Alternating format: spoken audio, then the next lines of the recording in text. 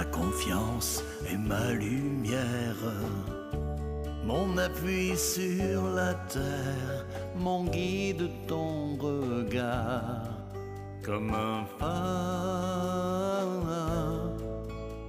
ton aide mon espoir, comme un phare, comme un phare. Bon jeudi à la maison et nous voilà déjà rendus à la 3e émission de Comme un phare. Donc aujourd'hui, j'ai le plaisir de recevoir évidemment Karine Larocque qui sera là pour sa capsule habituelle, Bien-être aux proches aidants des aînés. Je recevrai aussi Jeanne Poirier, qui est la directrice générale du Centre d'action bénévole des Îles de la Madeleine, qui nous présentera un tout nouveau projet aux îles, qui est financé aussi par l'Appui Gaspésie les îles et qui est évidemment destiné aux proches aidants des aînés. Mais tout d'abord, j'ai le plaisir de recevoir et d'accueillir ici même en studio Hélène Saint-Laurent, qui est la directrice générale d'entretien de la Haute-Gaspésie, qui est située à Sainte-Anne-des-Monts. C'est exactement. Hélène, d'abord, merci Hélène de venir ici à l'émission Comme un phare. D'abord, c'est un beau passage hier ici dans la baie des Chaleurs, puis évidemment que moi, quand les gens passent dans la baie, ils viennent un peu partout à travers la Gaspésie, j'en profite pour les apporter ici, dans mon phare. Hélène, écoute, tu es la directrice générale d'une corporation d'aide à domicile. Pour les gens qui nous écoutent à la maison, on pense ici à Sandra Franqueur, à Carleton, qui fait le même travail que toi, un peu partout étalé sur l'ensemble du territoire. Mais chez vous particulièrement, vous offrez évidemment les services d'entretien à domicile, l'entretien ménager, vous avez l'aide à l'approvisionnement, vous avez l'aide au repas. Mais il y a quelques années, Hélène, vous avez fait un virage qui est majeur dans votre organisation, qui est celui de vous lancer dans l'hébergement des personnes atteintes de la maladie d'Alzheimer. Oui. Qu'est-ce qui a fait tout d'un coup que vous avez décidé d'orienter? C'est avec le lancement d'un projet pilote qu'on a eu avec les C3S sur du répit accompagnement pour des personnes atteintes d'Alzheimer. Et on a eu une formation donnée par la Société Alzheimer et par Alfeda Leblanc. Et quand j'ai fini cette formation-là, j'étais voir Alfeda Leblanc et j'avais dit on va se revoir parce que je viens de trouver ma niche. Je voulais faire une maison de résidence personnes âgées, mais je cherchais un peu comment la faire ou quelle personne mettre dedans. Et avec ça, ça a été vraiment le coup de cœur avec ces personnes-là. Et à partir de là, tout s'est enclenché. Hélène, ça peut dire que dans le fond, vous avez eu l'appel à ce moment-là, lorsqu'Alfeda vous avez, vous avez donné de la formation. Qu'est-ce que ça représente comme nombre d'hébergés? Vous avez quoi, 2 résidences sur votre territoire? On a 2 résidences. À Sainte-Anne-des-Monts, il y a une ressource intermédiaire pour personnes atteintes d'Alzheimer. Ça compte 16 personnes. Du côté de la même résidence, il y a aussi une aile pour personnes en perte d'autonomie qui compte 17 personnes. Et à Mont-Louis, il y a 16 personnes en perte d'autonomie, puis sévère, de modéré à sévère, et 9 personnes qui sont à problème cognitif dans une aile là, vraiment spécialisée pour eux autres, adaptée pour eux autres. Donc, pour faire ce virage-là, qui est quand même majeur, de vous lancer dans l'hébergement, est-ce que vous avez opté pour une approche particulière, je pense entre autres aux personnes atteintes de la maladie d'Alzheimer? C'est sûr qu'avec la formation Alzheimer, de la Société Alzheimer, eux autres nous montrent la Carpe Diem. Et c'est effectivement vers ça qu'on s'est en allé, vers vraiment le milieu de vie. J'ai visité plusieurs résidences pour être capable de faire mon idée sur comment je voulais l'avoir. Mais c'est un milieu de vie. La personne est vraiment chez elle. Et on adapte nos services à elle et c'est pas elle qui s'adapte à nous, mais nous qui s'adaptons à elle. Bravo. Écoutez, Hélène Saint-Laurent, pas Hélène Poirier, Hélène Saint-Laurent, j'ai reçu récemment Jeanne Poirier, qui est, elle aussi, était de passage ici dans la baie des Chaleurs, et Jeanne nous présente un projet aux îles de la Madeleine. Donc, ensemble, on va aller écouter l'entrevue que j'ai faite avec Jeanne Poirier récemment à Bonaventure. Parfait. On revient. Oui. Bonjour Jeanne. Bonjour. Jeanne, je suis très, très content de te recevoir à la nouvelle émission Comme un phare. On dit la nouvelle, dans le fond, c'est presque plus nouveau, là, déjà depuis le 11 septembre dernier. D'abord, bienvenue dans la baie des Chaleurs parce que tu es des îles de la Madeleine. Jeanne, tu es la directrice générale du Centre d'action bénévole des îles, mais tu es à la fois la présidente du regroupement des 9 centres d'action bénévole Gaspésie-les-Îles. Oui, bien, ça me fait plaisir. On fait chacun notre petit bout, puis là, c'est à mon tour de faire ma part au niveau du regroupement. Jeanne, est-ce qu'on peut penser que dans le fond, je pose la question, puis je sais, j'ai presque la réponse. Les centres d'action bénévole, on peut les voir un peu comme des organismes fort pour le soutien aux proches aidants partout sur le territoire? Oui, absolument, parce qu'en donnant des services aux individus, des services directs, on soutient beaucoup les familles. Hein? On sait, comme nous, aux îles, on donne des services d'accompagnement en soins palliatifs. Alors, on sait qu'on soutient beaucoup, beaucoup la famille là, dans les derniers moments de vie de la personne. C'est très particulier que le Centre d'action bénévole des îles accompagne les gens en fin de vie. C'est quand même quelque chose qui vous distingue, qui vous démarque parmi l'ensemble des cadres de la Gaspésie. Bravo. Oui, on a une vingtaine de bénévoles là, qui font ce genre de bénévolat-là auprès des familles. Oui. Jeanne, évidemment qu'on va aller directement dans le vif du sujet parce qu'il m'intéresse aujourd'hui pourquoi on en jase, on se rend compte, c'est vous avez un projet magnifique aux îles de la Madeleine. Ce qui m'a d'abord frappé, c'est toute la concertation qui tourne autour de votre projet.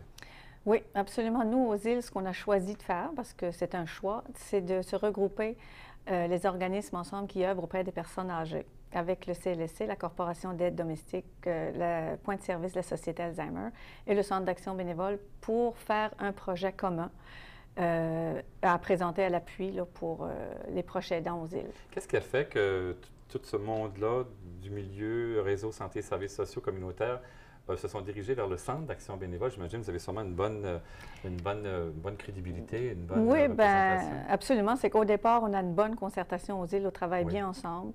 Alors, on s'est dit, pourquoi prendre des petits budgets puis travailler séparément quand on sait de toute façon qu'on travaille pour les mêmes personnes. Alors, on s'est assis ensemble puis on a présenté le projet à l'appui. Bon. Donc, on sait qu'en Gaspésie, les îles, il y a 9 beaux projets. Quel est le titre de votre projet chez vous, aux îles de la Madeleine? C'est Prendre son souffle, un accompagnement pour les proches aidants. On veut justement permettre aux proches aidants de prendre leur souffle, de sortir de leur quotidien, puis d'avoir des activités là, vraiment plaisantes, puis de se ressourcer, puis avoir du plein air, parce qu'au fond, ça va être les proches aidants avec la personne ressource qui organise leur activité. Pour avoir été chacun de nous deux, puis d'ensemble, dans tous les centres d'action bénévole, on était pendant une dizaine d'années très, très proches des proches aidants, des personnes atteintes, entre autres, de la maladie d'Alzheimer, puisque nous étions à l'époque, hein, vous savez, des points de service pour la Société Alzheimer. Qu'est-ce qui, selon toi, est le plus grand besoin chez un proche aidant? Qu'est-ce qui aurait besoin de plus, le plus important sur un proche aidant? Bien, on sait que les proches aidants veulent être avec leurs personnes, avec les personnes atteintes, les personnes touchées. Bien, ils ont besoin aussi de se regrouper, je pense, puis de voir qu'il y a d'autres personnes comme eux qui accompagnent les leurs. Alors, je pense qu'ils ont besoin de vivre des choses ensemble, puis de se ressourcer, puis... Jeanne, si on regarderait, mettons qu'aujourd'hui, moi, je m'en vais à une de vos activités, je suis un proche aidant, puis je veux faire partie de votre groupe, qu'est-ce que je dois m'attendre à quoi? Quel sera l'horaire de ma journée si je vais prendre un souffle chez vous? Bien, d'abord, c'est parce que c'est les proches aidants qui vont organiser leurs activités. Alors, on va leur laisser vraiment la liberté là, de décider s'ils aiment mieux des activités en soirée, pendant la journée. Puis, on va organiser un répit accessoire aussi. Alors, les personnes aidées vont être accompagnées individuellement ou en groupe pendant que les aidants vont pouvoir faire leurs activités à eux aussi. Donc, les proches aidants vont pouvoir se rendre en toute sécurité, sans trop même se sentir coupable, parce que Karen Larocque nous en parle tellement souvent lors de ses capsules, ici même à l'émission. Donc, ça va être c'est une pierre deux coups, là. Le proche aidant va pouvoir passer une belle journée, mais en même temps, il peut partir en toute sécurité en sachant que l'aidé à domicile aura aussi du soutien. Absolument, et du répit. oui. Alors, c'est pour ça qu'on va laisser vraiment on laisse vraiment les proches aidants là, occuper leur temps. Là. Ouais. Bon. Alors, si les gens, évidemment, veulent participer à votre nouveau projet, évidemment qu'on communique avec vous au Centre d'action bénévole Île de la Madeleine. Oui. Jeanne Poirier, je vous remercie beaucoup. Je trouve que ça a été une belle entrevue. C'est le fun pour les gens d'ici parce qu'on peut voir que tous les projets vont jusqu'aux îles de la Madeleine. J'aimerais bien ça aller faire un tour aux îles, mais le budget ne nous permet pas. Non, malheureusement, mais en tout cas, on est venu, puis ça nous fait plaisir. Merci beaucoup. De la venue. Bravo. Merci beaucoup de m'avoir accueilli. Merci, Jeanne.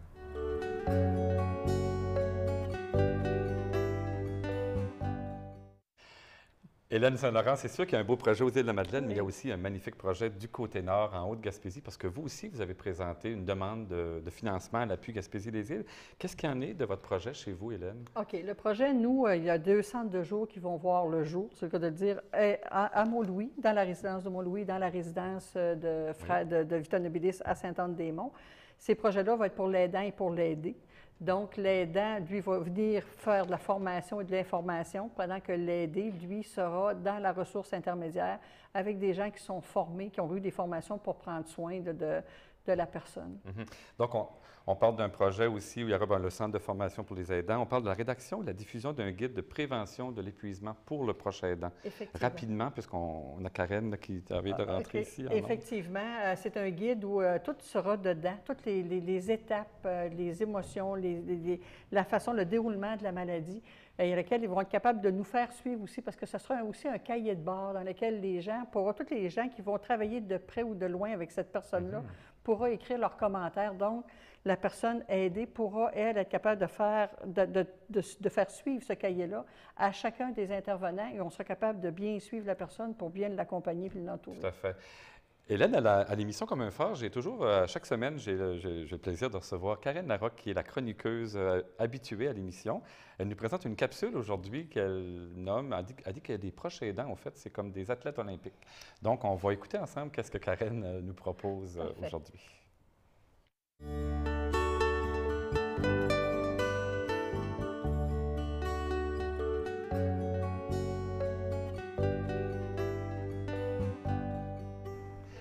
Karen, en août dernier, on s'est préparé un peu à l'émission Comme un phare. Puis lors d'un moment d'un focus group, il y a une phrase qui m'a frappé, que tu disais devant les gens qui étaient là, c'est que les proches aidants des aînés, souvent, tu les perçois comme des athlètes olympiques ou au niveau psychologique. Qu'est-ce que tu as voulu vraiment dire? En fait, c'est quand tu es un proche aidant, OK? Pour moi, les proches aidants, c'est des athlètes olympiques, mais pas physiques, des athlètes psychologiques. Pour être un proche aidant, en fait, les proches aidants, ils font des exploits psychologiques là, à la journée longue, à la semaine longue. OK? Puis des choses que moi, je considère comme un exploit psychologique, c'est d'arriver à être patient pendant toute une journée. C'est un exploit, ça. Oui, tout à fait. D'arriver d'avoir de l'attention pour l'autre, de faire attention aux besoins de l'autre personne, d'être en contrôle de soi tout le temps. Tu sais, des fois, tu auras envie d'envoyer un petit soupir parce que tu es fatigué ou quelque chose, puis tu retiens ça. Le fait aussi d'être toujours en contact avec, régulièrement en contact avec des problèmes, de la souffrance, ça, c'est un exploit olympique, psychologique, d'être en contact avec ça tout le temps. Pour faire ça, ça demande de l'énergie. Tu sais, un athlète, ça ne peut pas manger juste des chips et du chocolat. Tu sais, un athlète, ça se nourrit bien parce que ça a besoin d'énergie. Eux autres, l'exploit, il est psychologique, fait qu'il faut se nourrir au niveau psychologique. Pour savoir... Puis, ce que j'entends souvent des proches aidants, des fois, ils disent « Ah oui, mais moi, j'aime ça.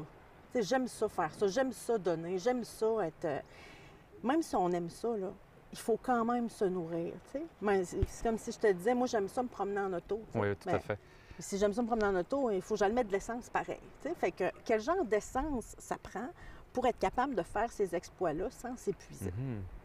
Il y a 4 sortes d'activités qui permettent d'augmenter notre niveau d'énergie psychique pour continuer d'être patient, d'avoir de l'attention pour les autres, tout ça. Une première activité, c'est le jeu. Jouer.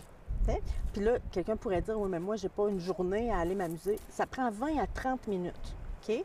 De jeu. C'est comme si ça rechargeait nos batteries. Deuxième sorte d'activité, les activités artistiques. Ça peut être écouter de la musique, ça peut être danser, ça peut être faire du macramé, ça peut être peu importe. Les activités de plein air, aller prendre une marche, soit en forêt ou sur le bord de la mer, ça fait le travail. Puis toutes les activités spirituelles, c'est-à-dire méditation, yoga, tai chi. Fait que quand on se sent fatigué ou qu'on a l'impression que notre énergie abaisse, on fait une de ces activités-là, 20 à 30 minutes, puis le niveau d'énergie devrait augmenter. Karen, le temps file tellement vite. Oui. Je pense qu'on parle d'équilibre, puis dans une autre émission, on aura sûrement l'occasion de revenir là-dessus. Merci beaucoup. Ça me fait plaisir.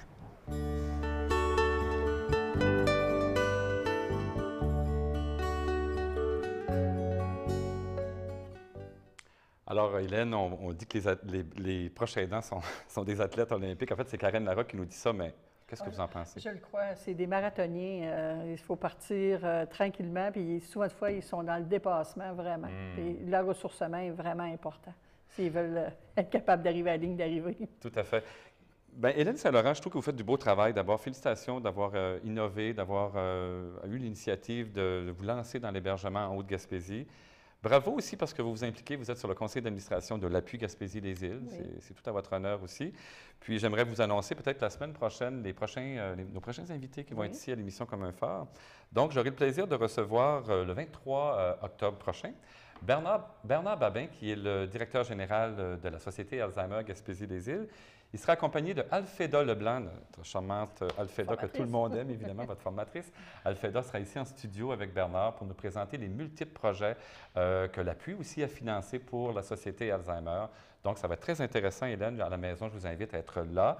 La semaine prochaine, pas la semaine prochaine, dans 2 semaines, à Comme un Phare. Puis Hélène, merci beaucoup d'avoir venu aujourd'hui. Et en finissant, Régis, je t'invite à venir. Merci. Bonne semaine. Si vous prenez soin d'un aîné, vous êtes un proche aidant et c'est normal d'avoir besoin d'aide. Appuyez-vous sur nous pour de l'information et du soutien et nous vous dirigerons vers les bonnes ressources près de chez vous. Utilisez la ligne aidant en composant le 1-855-8-l'appui.